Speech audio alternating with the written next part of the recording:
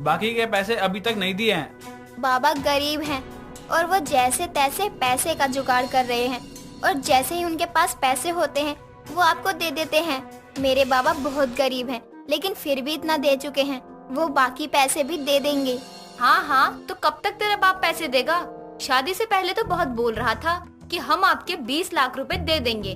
बस 20 लाख के चक्कर में मैंने तुझ जैसी काली कलूटी से अपने बेटे की शादी की है, नहीं तो मैं अपने बेटे की शादी तुझ जैसी काली से थोड़ी करवाती। मम्मी जी, जो इंसान काला होता है क्या वो इंसान नहीं होता? हाय दैया, देख रहा है बेटा कैसे जुबान चला रही है। आज इसकी शामत आई है, इसलिए आपसे जुबान लगा रही है। इतना बोलते ही अब सुमन को हर्ष डंडे से बहुत मारने लगता है। वो उसको इतनी बुरी तरह से मारता है कि अब उसके सर से खून आ जाता है और सुमन की हालत अधमरी सी हो जाती है। उसको मारने के बाद हर्ष बाहर चला जाता है और कांता अपने कमरे में चली जाती है। हॉल में पड़ी रह जाती है तो सिर्फ सुमन। अब बेचारी जख्मी हालत में भी उठती है और घर का काम करने लगती है। तो वहीं अब हर्ष एक पार्क में शिल्पा नाम की लड़की से मिलता है। शिल्पा बेहद ही खूबसूरत थी। उसकी खूबसूरती का जिक्र कोई नहीं कर सकता था। यार हर्ष, तुम मुझे बस गोलियां दिए जा रहे हो। मुझे आज के आज तुमसे शादी करनी है बस। बेबी रुक जाओ, कुछ समय की बात है, कुछ समय बाद मैं तुमसे शादी कर लूंगा। देखो हर्ष, मैं तुम्हें वार्न कर रही हूँ, अगर आज तुमने मुझसे शादी नहीं की तो मैं तुम्हें हमेशा हमेशा के लिए छोड़ दूंगी। हर्ष को अब ना चाहते हुए भी शिल्पा से शादी करनी पड़ती है, लेकिन वो उसको शादी के बाद अपने घर नहीं ले जाता बल्कि बाहर ही उसको रखता है। कुछ समय बाद अब हर्ष घर पर जाता है और अपनी माँ को सारी बात बता देता है। ये सुनकर कांता बोलती है, बेटा ये क्या किया तूने? सुमन के होते हुए तूने दूसरी शादी कर ली। अगर उसको ये बात पता चलेगी तो सुमन हंगामा मचा देगी बेटा। माँ, मैं वैसे भी सुमन को प्यार नहीं करता। वो तो मैंने तुम्हारे लालच की वजह से इससे शादी की, नहीं तो मैं इस कलमुही से कभी शादी नहीं करता। हर्ष जी, मम्मी जी, मेरे पिताजी अब इस दुनिया में नहीं रहे हैं। मुझे अपने पिता के घर जाना है। कृपया करके आप मुझे मेरे घर जाने दीजिए। ये तो अच्छा मौका है शिल्पा को घर लाकर मम्मी से मिलवाने का। उसको भी तसल्ली हो जाएगी और वो मुझसे अपना रिश्ता भी नहीं तोड़ेगी। हाँ जाओ, इस समय तुम्हें तुम्हारे बाप के पास रहना ज्यादा जरूरी है, जल्दी जाओ। इस तरह अब हर्ष सुमन को कुछ पैसे देकर उसको उसके पिता के घर भेज देता है और अगले ही दिन वो शिल्पा को अपने घर ले जाता है। शिल्पा को देख कांता बोलती है, हाय मेरी बहू कितनी सुंदर लग रही है। हर्ष, तेरी पसंद तो सच में बहुत अच्छी है। हाँ माँ, मैं जानता हूँ मेरी पसंद बहुत अच्छी है, तभी तो मैंने इससे शादी की है। अच्छा, अब जा इसको कमरे में ले जा। हर्ष उसको कमरे में ले जाता है जहाँ शिल्पा देखती है कि उसके घर में एक कमरा है जो कि बंद पड़ा हुआ है। उसको देख शिल्पा अपने पति हर्ष से बोलती है, हर्ष, ये कमरा बंद क्यों है? वो इस घर में हमारी नौकरानी रहती है, तो अच्छी बात नहीं है ना किसी के कमरे में जाना, इसलिए हमने ये कमरा बंद कर दिया। वो दोनों आपस में बात ही कर रहे थे। तभी सुमन अपने बाबा के घर से वापस आ जाती है जहाँ शिल्पा की नजर सुमन पर जाती है। सुमन काफी काली थी लेकिन उसका फेस कट काफी अच्छा था। उसको देख शिल्पा उससे बोलती है, आप कौन? आप कौन है? डार्लिंग, यही तो वो नौकर है जिसका हमने कमरा बंद किया हुआ है। ये देख मानो सुमन के पैरों तले जमीन खिसक गई थी और वो समझ गई थी कि वो औरत और कोई नहीं बल्कि उसकी गोरी सौतन है। सुमन कुछ नहीं बोलती है और अपनी आंखों में आंसू लिए अपने कमरे में चली जाती है।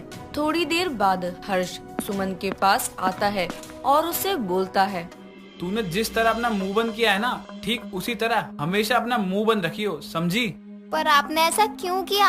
आखिर मेरी गलती क्या थी जिसकी सजा आपने मुझे मेरी सौतन ला कर दी है? तेरा बाप पूरे पैसे तो चुका पाया नहीं और भगवान को प्यारा हो गया, और जब तेरा बाप तेरी कीमत अदा नहीं कर सका तो मैं तुझे भी नहीं रख सकता, समझी? इस तरह अब हर्ष सुमन के ऊपर अत्याचार करता तो वहीं शिल्पा के साथ खुशी से रहता। सुमन भी हर्ष के जुल्मों को सहती रहती।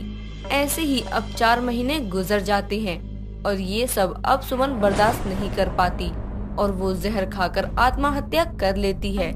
रात ज्यादा थी और आधी रात जब कांता पानी पीने के लिए किचन में जाती है तो वो सुमन के कमरे का दरवाजा खुला देखती है, और जब कांता अंदर जाती है तो वो देखती है कि सुमन ने आत्महत्या कर ली है।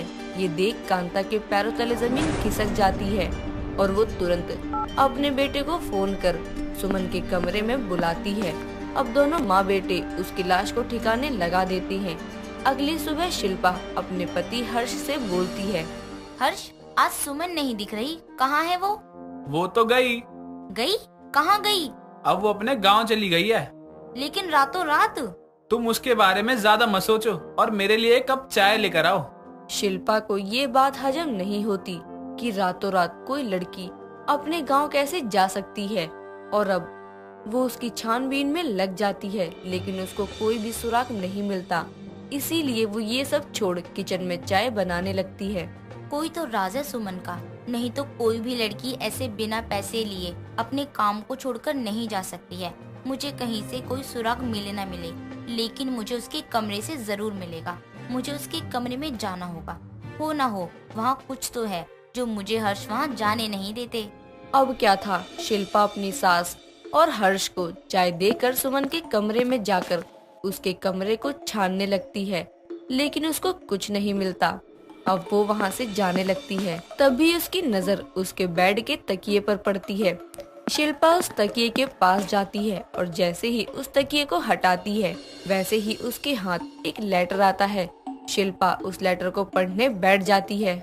आखिर क्यों मुझे मेरे काले रंग की वजह से हमेशा समाज ने ठुकराया है? आखिर क्यों मेरे पति ने मेरे रंग की वजह से मुझे कभी नहीं अपनाया? आखिर क्यों समाज ने मुझे मेरे काले रंग की वजह से धुतकार दिया? इस काले रंग को हर्ष जी अपना ले, इसलिए मेरे बाबा ने मेरे पति को 20 लाख रुपए देने का वादा किया, लेकिन वो 8 लाख देने के बाद पैसे नहीं दे पाए, और वो हार्ट अटैक की वजह से। और जब मैं घर आई तो मेरे पति ने मेरे लिए मेरी गोरी सौतन को मेरे सामने खड़ा कर दिया। आखिर क्यों? क्या सिर्फ ये समाज गोरे लोगों को ही अपनाता है?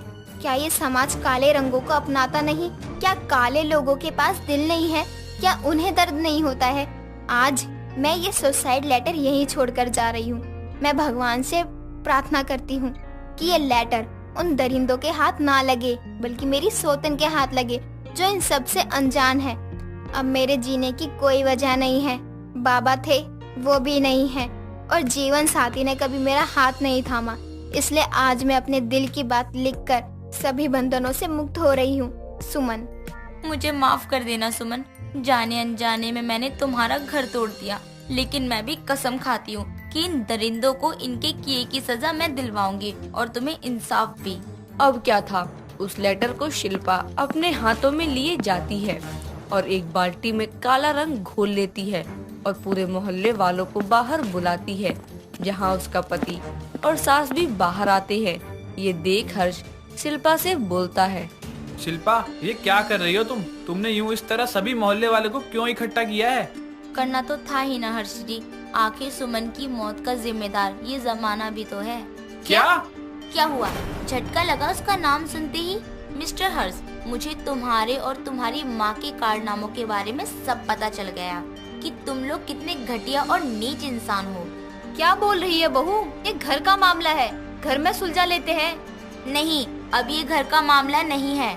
इतना बोलने के बाद अब शिल्पा सभी को वो लेटर पढ़कर सुनाती है।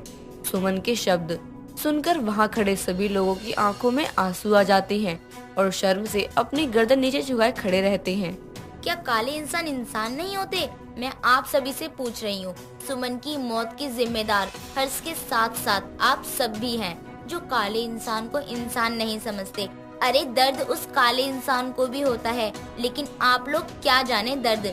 सासू माँ, हर्ष जी, आपको तो सजा मिलेगी ही, साथ में मैं तुम्हें डाइवोर्स भी दूंगी। हर्ष बहन, इस केस में तुम अकेली नहीं बल्कि मैं भी तुम्हारे साथ हूँ। हम भी साथ हैं। अब क्या था, सभी मोहल्ले वाले कांता और हर्ष का मुंह काला करते हैं और पूरे मोहल्ले में घुमाते हैं। कुछ समय बाद पुलिस आ जाती है और उनको अरेस्ट करके ले जाती है। इस तरह अब सुमन को इंसाफ तो मिल जाता है, लेकिन उसकी जान जाने के बाद